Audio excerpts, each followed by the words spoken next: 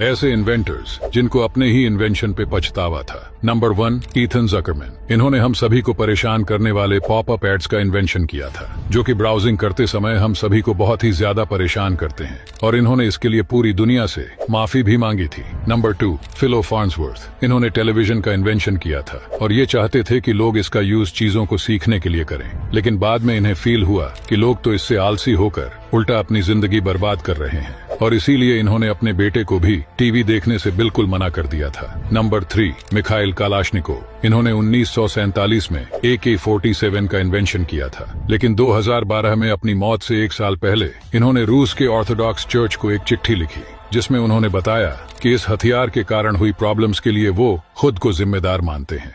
ये है हमारा ब्रेन और ये है अल्बर्ट आइंस्टाइन का ब्रेन, लेकिन इनमें अंतर क्या है? दरअसल आइंस्टाइन के मरने के बाद उनके ब्रेन को थॉमस हार्वी ने चुरा लिया था, और फिर हार्वी ने आइंस्टाइन के ब्रेन की ऑटोप्सी की। उसने ब्रेन के 170 डिफरेंट पीसेस किए और इन 170 पीसेस को भी हजारों पीसेस में स्लाइस किया।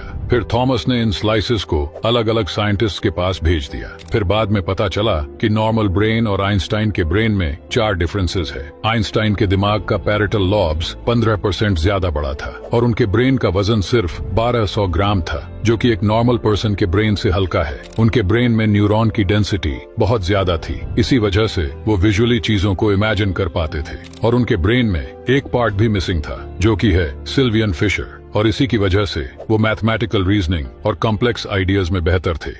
क्या आपको पता है एक स्पेस सूट की कीमत आखिर कितनी होती है? तो आइए जानते हैं। दरअसल एरिजोना स्टेट यूनिवर्सिटी वेबसाइट की माने तो नासा का स्पेस सूट दुनिया के सबसे महंगे स्पेस सूट में से एक है, और नासा का एक स्पेस सूट खरीदने के लिए आपको लगभग $83 मिलियन से लेकर $122 मिलियन तक खर्च करना पड़ेगा। इसी प्राइस में रिसर्च और टेस्टिंग की कीमत भी शामिल है, और नासा ने इस स्पेस सूट को पहली बार साल 1961 में मर्क्यूरी प्रोग्राम के दौरान तैयार किया था। और अगर आपको डेली कुछ नया जानने में मजा आता है तो हमारे साथ जुड़े रहिए।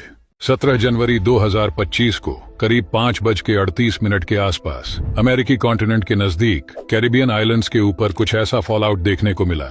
इस जगह पे मौजूद कुछ लोग इसे एस्टेरॉयड या फिर मीटियोरॉयड समझ रहे थे, और इस फॉलआउट की अलग अलग एंगल से कई सारी वीडियोस भी है, और हालात ऐसे भी थे कि बहुत सारे हवाई जहाजों को इस इलाके से डाइवर्ट कर दिया गया। दरअसल 200 टन वजनी स्पेस एक्स स्टारशिप फ्लाइट 7 की टेस्टिंग चल रही थी, जिसे फ्लाइट के बाद दोबारा सही सलामत लैंड भी करना था। मगर ये रॉकेट करीब 40 से 50 हजार फीट के ऊंचाई पर कुछ इस तरह से एक्सप्लोड हो गया। लेकिन अगर इसका मलबा किसी दूसरे देश के ऊपर गिरकर थोड़ी सी भी नुकसान करता तो इंटरनेशनल कानून के तहत अमेरिकी गवर्नमेंट को इसका कॉम्पेंसेशन देना पड़ता। क्या आपको पता है स्पेस में नाखून काटने के लिए एस्ट्रोनॉट्स को सबसे पहले इन स्पेशल वेंट्स के पास आना पड़ता है, जिसका काम है हवा को अपने अंदर खींचना, ताकि जब एस्ट्रोनॉट्स नाखून काटे तो ये वेंट्स तुरंत ही कटे हुए नाखून को अंदर खींच ले, ताकि वो स्पेस स्टेशन के अंदर फ्लोट ना करे। क्योंकि अगर गलती से भी ये नाखून एस्ट्रोनॉट्स की आंखों में चला गया तो स्पेस में उसे ठीक करना बहुत मुश्किल हो सकता है। और इसी तरह अगर एस्ट्रोनॉट्स को अपने बाल काटने होते हैं तो वो वैक्यूम वाले ट्रिमर का इस्तेमाल करते हैं, क्योंकि ये ट्रिमर बाल काटने के साथ साथ बालों को अपने अंदर खींच भी लेता है, ताकि पूरे स्पेस स्टेशन में बाल इधर उधर ना फैले। और स्पेस में दांत साफ करना तो सबसे वाहियात प्रोसेस है, क्योंकि पृथ्वी पे हम दांत साफ करने के बाद गंदगी को थूक देते हैं, लेकिन एस्ट्रोनॉट्स को उसे पूरी तरह निगलना पड़ता है। और आपको ऐसे ही डेली कुछ नया जानने में मजा आता है तो हमसे जुड़े जरूर। जैसे ही ये घोड़ा इस ग्लास डोर पर लात मारता है तब ये नहीं टूटता, लेकिन नीचे गिरते ही ये ग्लास डोर टूट जाता है। वहीं जब इस ग्लास को नीचे गिराया जाता है तो तब ये नहीं टूटता, लेकिन इस पर हथौड़ा गिरने पर ये चकनाचूर हो जाता है। लेकिन ऐसा क्यों हुआ? दरअसल यही तो खासियत होती है टेम्पर्ड ग्लास की, क्योंकि जब कोई टेम्पर्ड ग्लास पर उछलता है या ग्लास के बड़े एरिया पर फोर्स लगता है तो फिर फोर्स पूरे ग्लास में इक्वली फैल जाता है, जिससे वो नहीं टूटता। लेकिन हथौड़ा या फिर किसी भी नुकीली चीज से मारने पर ग्लास के छोटे से एरिया पर फोर्स लगता है, और इस कॉन्सेंट्रेटेड फोर्स को ग्लास सह नहीं पाता, जिस कारण ग्लास के टुकड़े टुकड़े हो जाते हैं। क्या आप यकीन करेंगे, पालक का एक पत्ता इंसान के दिल की जगह ले सकता है? और ये कोई कहानी नहीं, बल्कि विज्ञान का एक रेवोल्यूशनरी खोज है। दरअसल एक आर्टिफिशियल दिल बनाने में सबसे बड़ी चुनौती उसकी कैपिलरीज डिजाइन करना है। हालांकि 3D प्रिंटिंग द्वारा ये करना संभव है, लेकिन फिर भी इतनी बारीकी से इन छोटे और जटिल ब्लड वेसल्स को बनाना अभी तक पॉसिबल नहीं हो पाया है। लेकिन रिसर्च में वैज्ञानिकों ने पाया कि पालक के पत्तों में एक ऐसा नसों का जाल होता है जो इंसानी दिल की कैपिलरीज से बहुत मेल खाता है और ये नसें न्यूट्रिएंट्स डिलीवर करने में भी सक्षम है। इसीलिए इस खोज से वैज्ञानिकों को एक नया आइडिया आया। उन्होंने पालक के पत्तों से पौधों की सारी सेल्स को हटा दिया, जिससे कि केवल नसों का ढांचा बचा। फिर इन नसों में न्यूट्रिएंट्स डाले गए और मानव सेल्स विकसित की गई।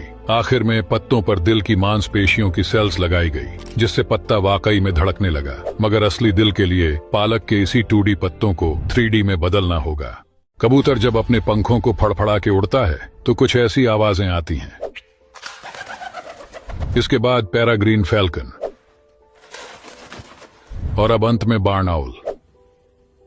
कानों से तो आपको कुछ सुनाई नहीं दिया होगा, लेकिन देखते हैं सुपर सेंसिटिव माइक्रोफोन में क्या कैप्चर हुआ। और ये स्पाइक्स इनके पंखों द्वारा फड़फड़ाने से निकलने वाली आवाज को दर्शाता है। अब आप ध्यान से देखिए, पीजन और फाल्कन के जैसे पंख तो बार्न आउल भी फड़फड़ा रहा है, लेकिन इसके पंखों की आवाज सुपर सेंसिटिव माइक्रोफोन में भी कैप्चर क्यों नहीं हुई? दरअसल इसके पीछे 2 कारण हैं। पहला तो इनके पंखों का छोर फाल्कन जैसे शार्प नहीं बल्कि सॉफ्ट होते हैं, और दूसरा बॉडी के मुकाबले इनके पंख काफी ज्यादा बड़े होते हैं, जिससे ये कम ताकत लगाकर साइलेंटली लिफ्ट जनरेट करके उड़ पाते हैं।